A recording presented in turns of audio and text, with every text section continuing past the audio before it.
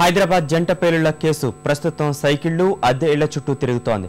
పేలుళ్ల కోసం వినియోగించిన సైకిళ్లను ఎక్కడి నుంచి తెచ్చారనే కోణంలో అధికారులు ఆరా తీస్తున్నారు. కొనుగోలు చేశారా లేక దొంగిలించారా అనే విషయాలపై కూపీ లాగేందుకు పోలీసు బృందాలు రంగంలోకి దిగాయి.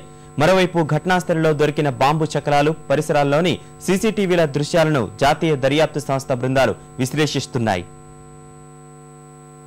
హైదరాబాద్ జంట పేలుళ్లకు పాల్పడిన ఉగ్రవాదుల ఆచూకీ తెలుసుకునేందుకు ముమ్మర ప్రయత్నాలు జరుగుతున్నాయి. జాతీయ దర్యాప్తు సంస్థ ఎన్ఐఏ, జాతీయ భద్రతా దళం ఎన్ఎస్జీ, కౌంటర్ ఇంటెలిజెన్స్, ఆక్టోపస్ బృందాలు వేరువేరు కోణాల్లో దర్యాప్తును కొనసాగిస్తున్నాయి. ముంబై ఉగ్రవాద వ్యతిరేక దళం ఏటీఎస్ సహా నిఘా సంస్థలు కూడా అనుమానితులు, ఇతర ఆధారాల కోసం ఆరా తీస్తున్నాయి. ప్రత్యేకించి ఉగ్రవాదులు వాడిన ఉపకరణాలకు సంబంధించిన ఆధారాల కోసం యత్నిస్తున్నారు. టైమర్ బాంబులు ఉంచిన సైకిళ్లను ఎక్కడి నుంచి తెచ్చారన్న విషయమై ప్రస్తుతం కూపీ లాగుతున్నారు. ఘటనా స్థలిలో దొరికిన టైమర్ బాంబు తునకలతో పాటు దిల్సుఖ్ నగర్ పరిసర ప్రాంతాల్లో రికార్డైన సీసీటీవీ దృశ్యాలను పరిశీలిస్తున్నారు. ఈ బాంబులలో అమోనియం నైట్రేట్ ని వినియోగించినట్టుగా గుర్తించామని నగర పోలీస్ కమిషనర్ అనురాగ్ శర్మ స్పష్టం చేశారు. పేలుళ్లకు ముందు కొన్ని రోజుల నుంచి ఆయా ప్రాంతాల్లో సంచరించిన అనుమానాస్పద వ్యక్తుల చిత్రాల్ని తీసినట్టు తెలుస్తోంది.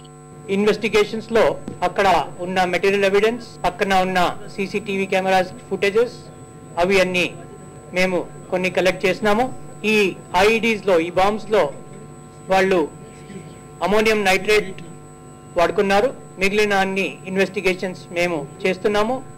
మరోవైపు సైకిళ్లు, అద్దె ఇళ్లకు సంబంధించి కూడా అధికారులు కూపీ లాగుతున్నారు. సైకిళ్లను ఉగ్రవాదులు కొనుగోలు చేశారా లేక దొంగిలించారా అనే కోణంలో ఆయా దుకాణదారుల్ని సంప్రదిస్తున్నట్టు తెలుస్తోంది. అదేవిధంగా ముష్కరులు ఎక్కడ బస చేశారు, బాంబులను ఎక్కడి నుంచి తెచ్చి అమర్చి వెళ్లారు అనే దిశగా దర్యాప్తు సాగుతోంది. బాంబు తయారు చేసి దానిలో టైమర్ అమర్చి ఘటనా స్థలానికి తీసుకొచ్చేందుకు ఆలస్యం జరిగితే అది మధ్యలోనే పేలుతుంది. కాబట్టి ఘటనా స్థలానికి సమీపంలోనే బాంబులను పొందుపర్చి తీసుకొచ్చి ఉంటారని పోలీసులు అనుమానిస్తున్నారు. బాంబులు అమర్చిన సైకిళ్లు ఘటనా స్థలంలో వదిలేసి వెళ్లిన అరగంటలోనే అవి పేలేలా ఏర్పాటు చేసుకుంటారని పోలీసులు భావిస్తున్నారు. అలాగే ఘటనా స్థలానికి సైకిల్ పై 10-15 నిమిషాల సమయంలో చేరుకునే ప్రాంతాల్లోనే మకాం వేసి ఉంటారని అంచనా వేస్తున్నారు. ఘటనా స్థలానికి చుట్టుపక్కల కొత్తగా ఇళ్లు అద్దెకు దిగిన వారి వివరాలు, ఈ మధ్య ఇల్లు ఖాళీ చేసిన వారి వివరాలు చెప్పాలని పోలీసులు కోరుతున్నారు.